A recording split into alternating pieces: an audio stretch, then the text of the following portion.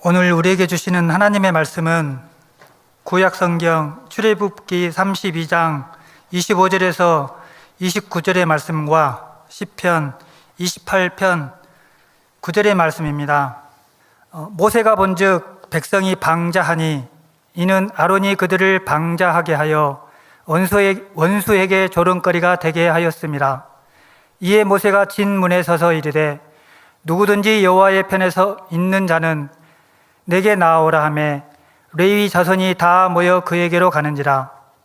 모세가 그들에게 이르되 이스라엘의 하나님 여호와께서 이렇게 말씀하시기를 너희는 각각 허리에 칼을 차고 진 이 문에서 저 문까지 왕래하며 각 사람이 그 형제를, 각 사람이 자기의 친구를, 각 사람이 자기의 이웃을 죽이라 하셨느니라.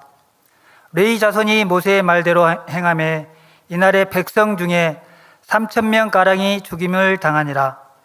모세가 이르되 각 사람이 자기의 아들과 자기의 형제들을 쳤으니 오늘 여호와께 헌신하게 되었느니라. 그가 오늘 너희에게 복을 내리시리라. 아멘. 다음은 시편 78편 9절 말씀 봉독하겠습니다. 에브라임 자손은 무기를 갖추며 활을 가졌으나 전쟁의 날에는 물러갔도다. 아멘. 이 시간 안수집사회 헌신예배로 오신 여러분을 환영하며 축복합니다. 우리 옆 사람과 이렇게 인사해 보겠습니다. 오늘 참 잘 오셨습니다. 큰 은혜가 있을 것입니다. 감사합니다. 이 시간 예배에 참석하신 여러분들에게 하나님의 크신 은혜가 넘칠 줄로 믿습니다. 오늘 말씀의 특성상 성경 구절을 자주 찾습니다. 양해해 주시고 말씀에 귀 기울여 주시기 바랍니다. 성경을 재미있게 읽는 방법 중에 하나는 하나님의 약속과 성취를 보면서 읽는 것입니다.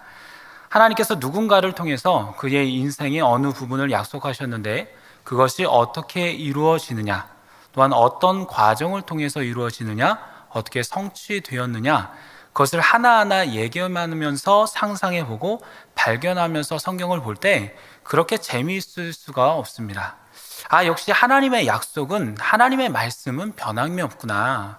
역시 신실하신 하나님이 하시는 모든 일들은 이루어지는구나를 느낄 때 우리는 그 지점에서 성경을 읽는 기쁨을 누릴 수가 있습니다. 예를 들자면 하나님께서 75세가 된 아브라함에게 말씀하십니다. 너는 너의 고향과 친척과 아버지의 집을 떠나 내가 너에게 분부한 땅으로 가라. 그러면 내가 너로 큰 민족을 이루고 너에게 복을 주어 내 이름을 창대하게 하겠다. 너를 통하여 땅의 모든 족속이 복을 받게 하겠다. 시족 사회였던 당시에 고향과 친척과 아버지의 집을 떠난다는 것은 굉장히 위험한 일이었고 많은 것을 포기해야만 하는 일이었지만 아브라함은 약속을 믿고 떠납니다. 성경을 읽는 독자들은 이제 그 약속이 어떻게 성취되어 가는지 기대감을 가지고 있습니다. 그 약속은 우리의 인생사와 마찬가지로 쉽게 이루어지지는 않습니다. 우여곡절이 많습니다.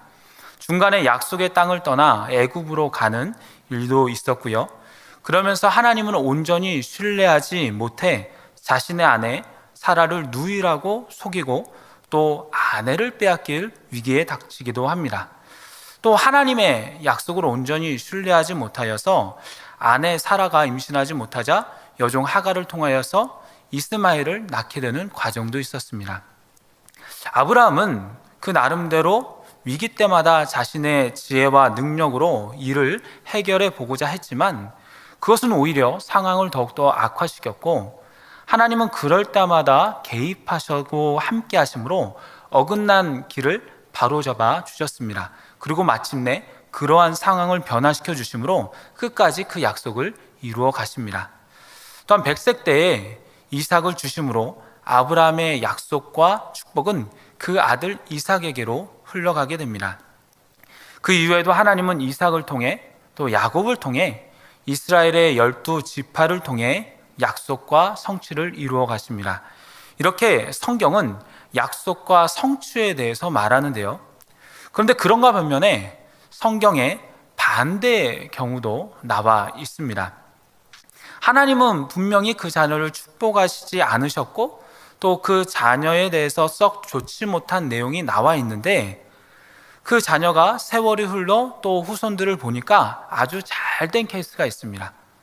반대로 하나님은 분명히 그 자녀를 축복하셨고 창대하게 될 것이라고 말씀하셨는데 그 자손들을 귀하게 쓰실 것이라고 약속하셨는데 시간이 흘러 그 자손들을 보니까 이상하게도 그 자손들이 온전히 서지 못하는 경우가 있습니다.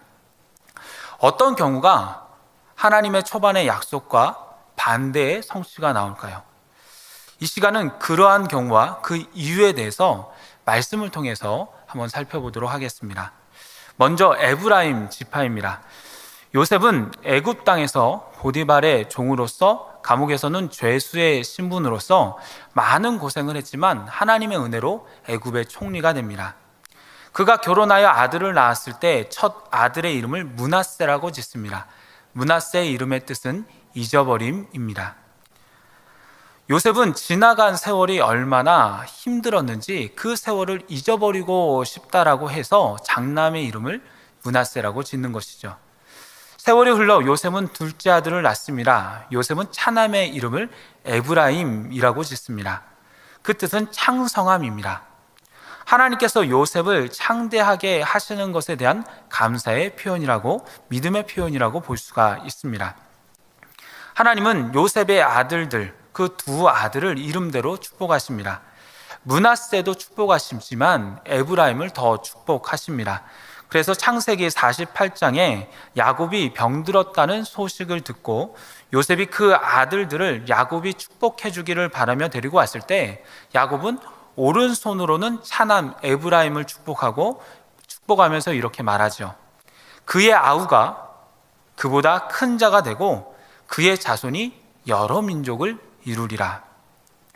차남인 에브라임이 장남인 므낫세보다 더 크고 창대하게 된다라는 것입니다. 이후에 야곱이 12아들을 축복할 때에도 요셉 지파인 므낫세와 에브라임을 축복할 때 이렇게 말합니다. 창세기 49장 22절부터 26절의 말씀인데요. 요셉은 무성한 가지 곧 샘 곁에 무성한 가지라. 그 자기가 담을 넘었도다. 활 쏘는 자가 그를 학대하며 적개심을 가지고 그를 쏘았으나 요셉의 활은 도리어 굳세며 그의 팔은 힘이 있으니 이는 야곱의 전능자 이스라엘의 반석인 목자의 손을 힘입음이라. 내 아버지의 하나님께로 말미암나니 그가 너를 도우실 것이요 전능자로 말미암나니 그가 내게 복을 주실 것이라. 위로 하늘의 복과 아래로 깊은 샘의 복과 젖먹이는 복과 태의 복이리로다. 내 아버지의 축복이 내 선조의 축복보다 나아서 영원한 산이 한없음 같이 이 축복이 요셉의 머리로 돌아오며 그 형제 중 뛰어난 자의 정수리로 돌아오리로다. 이 축복대로 에브라임 지파는 유복민의 침입에도 흔들리지 않았을 뿐만 아니라 하나님의 은혜로 위로도 복을 받고 아래로도 복을 받으며 요셉이 다른 형제들보다 뛰어났듯이 다른 지파에 비해서 뛰어나게 서게 됩니다. 또한 약속의 땅 가나안 땅을 바라보며 모세는 신명기에서 이렇게 축복합니다. 신명기 33장 16절에서 17절의 말씀입니다. 땅의 선물과 거기 충만한 것과 가시떨기 나무 가운데에 계시던 이의 은혜로 말미암아 복이 요셉의 머리에 그의 형제 중 구별한 자의 정수리에 임할지로다. 그는 첫 숫송아지 같이 위엄이 있으니 그 뿔이 들소의 뿔 같도다. 이것으로 민족들을 받아 땅끝까지 이르니니 곧 에브라임의 자손은 만만이요 므낫세의 자손은 천천이로다. 하나님이 요셉 지파를 그의 형제 중 구별한 자의 정수리에 임하듯 다른 지파보다 뛰어나게 해 주신다라는 것입니다. 이 요셉 지파 가운데서도 에브라임은 므낫세보다 더 복을 받아 자손이 만만이 된다라고 합니다. 마지막으로 역대상 5장 1절에서 2절에 보면 또 이렇게 기록합니다. 이것을 한번 다 같이 읽어보겠습니다. 시작. 이스라엘의 장자 르우벤의 아들들은 이러하니라. 르우벤은 장자라도 그의 아버지의 침상을 더럽혔으므로 장자의 명분이 이스라엘의 아들 요셉의 자손에게로 돌아가서 족보의 장자의 명문대로 기록되지 못하였느니라. 유다는 형제보다 뛰어나고 주권자가 유다에게서 났으나 장자의 명분은 요셉에게 있으니라. 아멘. 비록 이스라엘의 12지파 가운데서 르우벤이 장자였어도 그가 범죄함으로 말미암아 장자의 명분은 요셉 지파에게 갔음을 알 수가 있습니다. 이 말씀대로, 이 예언대로 요셉 지파는 엄청난 성장을 합니다. 비록 요셉은 12형제 중 하나였지만 에브라임과 므낫세는 두 지파로 인정을 받았기에 땅도 2배로 차지했습니다. 특히 모세를 이어 이스라엘의 지도자가 된 여호수아가 에브라임 지파였으며 그 인구도 다른 지파보다도 많게 됩니다. 그런데 이렇게 수많은 예언들 가운데 복과 은혜가 임할 것이라는 에브라임 지파는 그 약속과는 다르게 점점 쇠퇴의 길을 걷게 됩니다. 시편 78편 67절은 이렇게 기록합니다. 또 요셉의 장막을 버리시며 에브라임 지파를 택하지 아니하시고, 하나님께서 요셉의 장막을 버리셨다는 것입니다. 에브라임 지파를 택하지 않으셨다라는 것입니다. 분명히 야곱과 모세의 유언에서는 에브라임 지파를 창대하게 하시며 장자의 역할을 하게 하신다고 하셨는데, 세월이 흘러 하나님의 그 약속은 변한 것입니다. 왜 그렇습니까? 그 이유가 78편 9절에 나와 있습니다. 이것도 한번 다 같이 읽어보겠습니다. 시작. 에브라임 자손은 무기를 갖추며 활을 가졌으나 전쟁의 날에 물러갔도다. 아멘. 버림받은 이유가 있습니다. 그것은 무기를 갖추며 활을 가지며 큰 권능을 자랑하고 하나님의 은혜와 축복을 받은 지파였지만 전쟁의 날에 물러갔습니다. 도대체 그간 어떤 일이 일어난 것입니까? 대표적으로 2가지 사건을 볼 수가 있는데요. 첫 번째 사건은 가나안 전쟁 정복 당시에 전쟁 시에 일어난 일입니다. 얼마 전 수요 예배 때 담임 목사님께서도 말씀하셨는데요. 약속의 땅인 가나안 땅에 들어갔을 때 에브라임 지파는 가나안 족속을 물리칠 수 있는 무기를 갖추며 활을 갖추었음에도 불구하고 전쟁의 날에 물러가면서 힘쓰지 아니하므로 그들을 온전히 물리치지 않았습니다. 그들을 종으로 삼았습니다. 편한 길, 본인들에게 이익이 된다고 생각한 길로 간 것입니다. 모두 쫓아내라고 하신 하나님의 말씀에 불순종한 것이죠. 이 일이 일어난 300년 후에 에브라임 지파는 더 노골적으로 자신들의 이익을 추구하며 전쟁의 날에 물러갑니다. 사세기 12장에 있는 내용인데요. 암몬 자손이 요단 동편 길르앗에 있는 르후벤, 갓, 므낫세 반지파를 억압하고 또한 요단 서편까지 가서 유다, 베냐민, 에브라임 족속까지 괴롭히고 있는 상황에서 하나님은 길르앗 사람 입다를 쓰셔서 암몬과 전쟁을 하게 하십니다. 이때 입다는 암몬 자손과 싸울 때 이스라엘의 많은 지파를 불렀습니다. 하지만 다른 지파가 참여할 때 군사가 제일 많은 에브라임 지파는 전쟁에 참여하지 않았습니다. 불렀는데 오지 않았습니다. 사세기 12장 1절에서 2절 말씀입니다. 에브라임 사람들이 모여 북쪽으로 가서 입다에게 이르되 내가 암몬 자손과 싸우러 건너갈 때에 어찌하여 우리를 불러 너와 함께 가게 하지 아니하였느냐? 우리가 반드시 너와 내 집을 불사르리라. 입다가 그들에게 이르되 나와 내 백성이 암몬 자손과 크게 싸울 때에 내가 너희를 부르되 너희가 나를 그들의 손에서 구원하지 아니한 고로. 에브라임 지파는 입다가 불러도 오지 않았습니다. 왜 그렇습니까? 당시 에브라임 지파는 우월 의식이 있었습니다. 우리 지파는 가장 강대하고 세니 우리 지파가 우선이 돼야 된다는 생각이 있었습니다. 하지만 선봉장으로 므낫세 지파의 입다가 앞장서게 되니까 이긴다고 할지라도 그 승리의 영광은 자신들의 것이 아니라고 생각했습니다.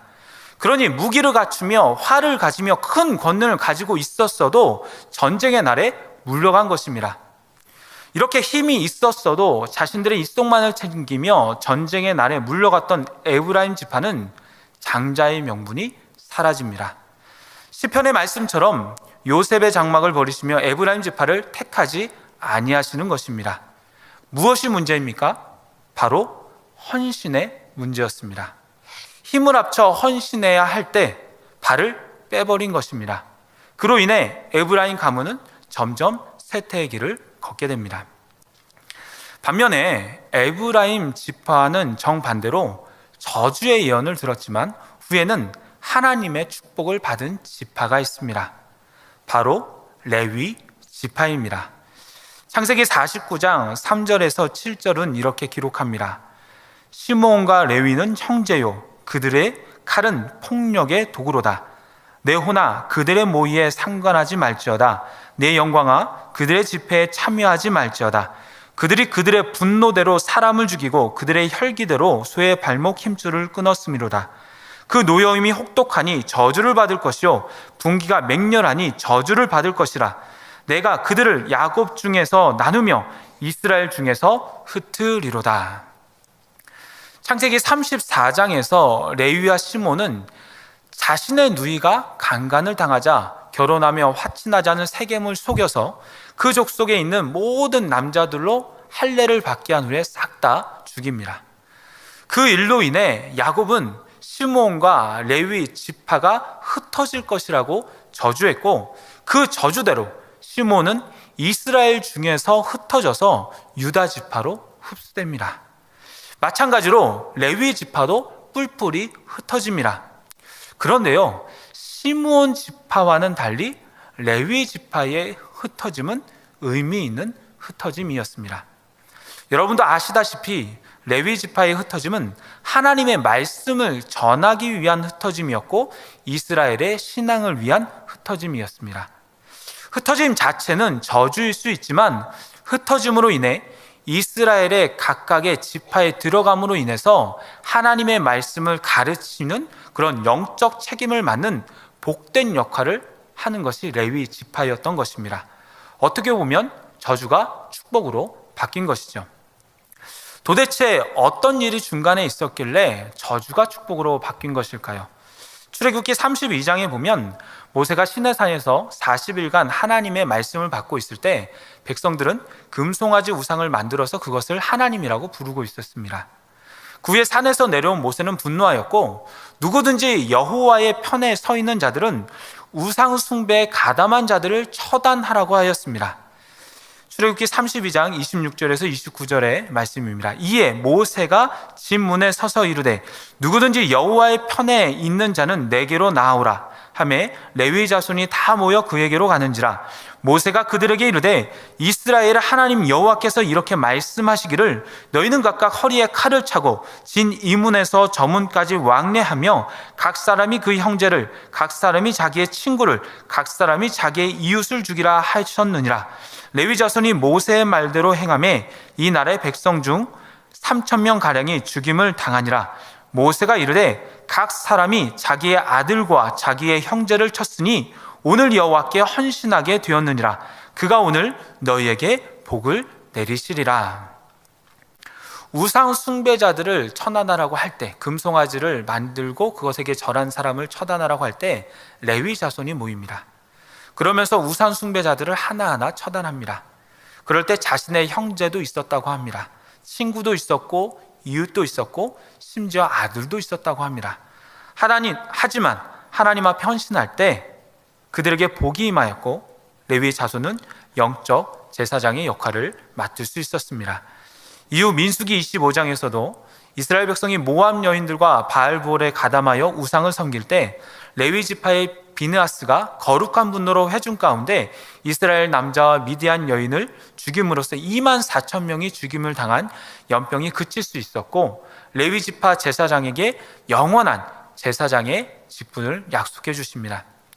이처럼 이미 예언되어 있는 약속이라고 할지라도, 축복이 예정되어 있다고 할지라도 그 삶에 헌신이 없으면 축복은 어느새인가 저주로 바뀌고 또 그 삶은 후지부지로 끝나게 됩니다.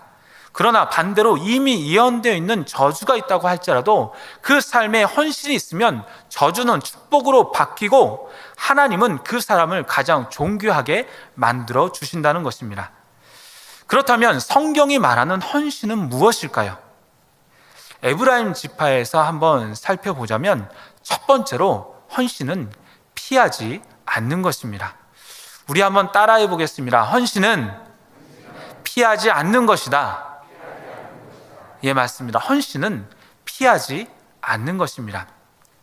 다시 한번 에브라임에게 말씀하신 구절을 보겠습니다. 시편 78편 9절입니다. 에브라임 자손은 무기를 갖추며 활을 가졌으나 전쟁의 날에 물러갔도다. 하나님은 에브라임 자손에게 무기도 주시고 활도 주셨습니다. 이것은 단순히 무기가 많았다는 얘기가 아닙니다. 많은 자손을 주심으로써 병력도 주시고 싸울 수 있는 지혜와 능력을 모두 주셨다라는 것입니다.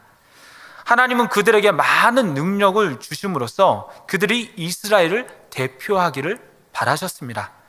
장자권을 가짐으로 장자로서 앞장서서 본을 보이고 앞장서서 일하기를 바라셨습니다. 가장 모범을 보임으로써 다른 지파가 에브라임과 같이 복받기를 바라셨습니다. 그러나 그들은 가장 중요한 전쟁의 날에 몸을 사리고 자신의 이익을 따지며 물러갑니다. 우리 교회 안수 집사님들 가운데서는 이런 분이 없을 것이라고 확신합니다. 주의를 감당하라고 하나님께서 많은 달란트를 주셨습니다. 또 주의 일에 충성하라고 하나님께서 건강과 시간을 주셨습니다. 또한 교회에서 기대감도 많습니다. 저 안수 집사님이라면, 저 권사님이라면, 저 집사님이라면 이 일을 잘할 수 있을 거야. 올해 우리 부서는 참 잘 돌아가겠네. 이런 생각이 드는 그런 분들이 있습니다. 참 저분 귀한 분인데, 참 일 잘하시는 분인데 우리 부서 참 올해는 괜찮겠다라는 분이 있습니다. 그런데 막상 중요한 일에 건강의 문제, 시간의 문제, 여러 가지 핑계를 대면서 빠져버립니다. 특별한 사정이 있는 것도 아닌데 빠지는 경우가 있습니다. 왜 이런 일이 일어납니까? 그분은 하나님이 왜 자신에게 많은 능력을 주셨고 탁월하게 하셨는지 그 이유를 모르는 것입니다. 내가 열심히 노력했기에 이 모든 것을 갖추었다고 생각하는 것입니다. 그러기에 그 능력을 자신을 위해서 다 써버리고 막상 헌신의 순간에는 물러나 버리는 것이죠.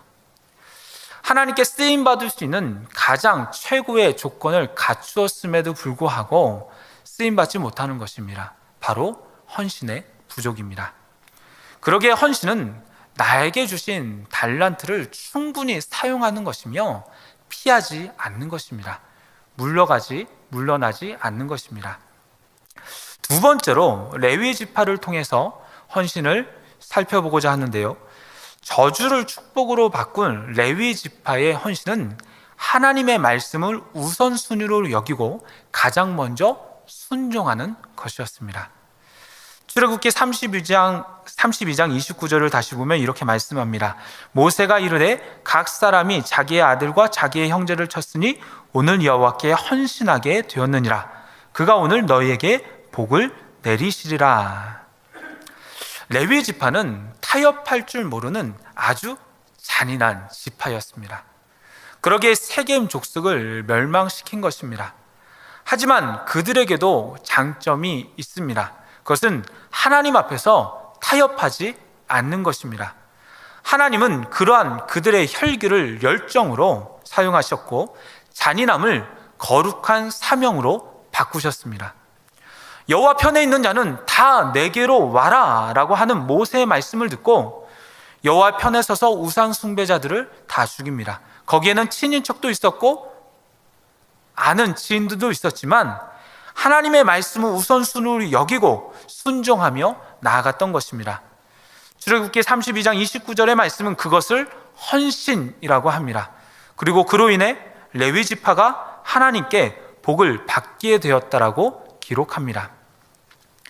21살 때 군입대를 앞두고 가장 많이 들었던 말 중에 하나는 나서지 말고 중간만 가라라는 것이었습니다.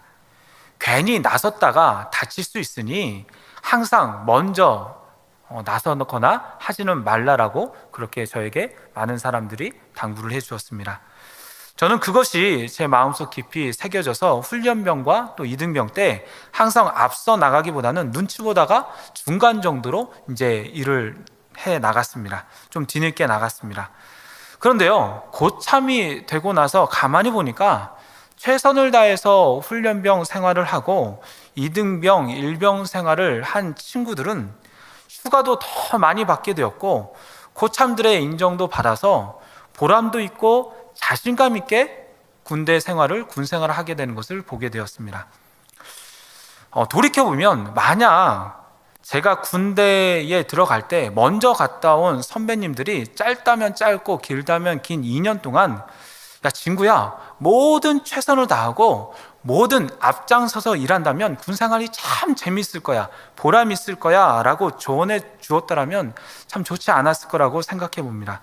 그러면 정말 그 선임들과 또 후임들과 동기들과 더 좋은 추억을 만들었을 것 같습니다.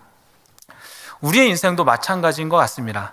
하나님께서 주신 달란트가 많은데 내가 앞장서야 할 때 일하지 않는다면, 내가 하나님의 일을 우선순위로 여기지 않는다면 하나님은 나를 사용하시고자 하나 사용하실 수가 없습니다. 하지만 주신 달란트를 감사히 여기며 앞장서서 나아갈 때 주님의 일을 다른 어떠한 것보다 우선순위로 여기면서 더 소중히 여기면서 최선을 다해 나갈 때 하나님은 우리의 인생을 더욱 멋지고 가치 있게 만들어 주십니다.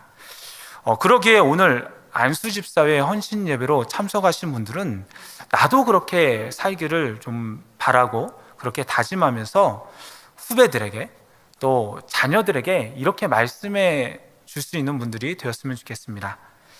하나님이 주신 달란트를 최선을 다해서 헌신하면서 사용해 봐라. 남들이 하기 싫어하는 일들도 항상 앞장서서 일해봐라. 그러면 하나님께서 멋진 인생으로 만들어 주실 거야. 우리가 하나님의 일에 그렇게 헌신하면서 나아갔으면 좋겠습니다. 아무쪼록 하나님이 원하시는 헌신으로 말미암아 우리의 인생을, 우리의 가문을 더욱 하나님이 기뻐하시고 또 쓰시기에 합당한 나, 또한 합당한 가족, 합당한 가문으로 만들어가는 축복의 삶을 살 수 있고 축복을 쌓아가는 저와 여러분이 되기를 소망합니다. 기도하겠습니다. 하나님 감사합니다. 이 땅에 예수 그리스도께서 오심으로 죽기까지 순종하시고 헌신함으로써 우리에게 헌신의 본을 보여주신 은혜 감사를 드립니다. 주께서 주신 달란트를 인정하며 우리에게 주신 인생 속에서 그 달란트를 최선을 다해 사용하게 하시고 주님께 쓰임받는 것을 가장 기쁨으로 여길 수 있는 저희들이 되게 하여 주시옵소서. 예수님의 이름으로 기도드리옵나이다. 아멘.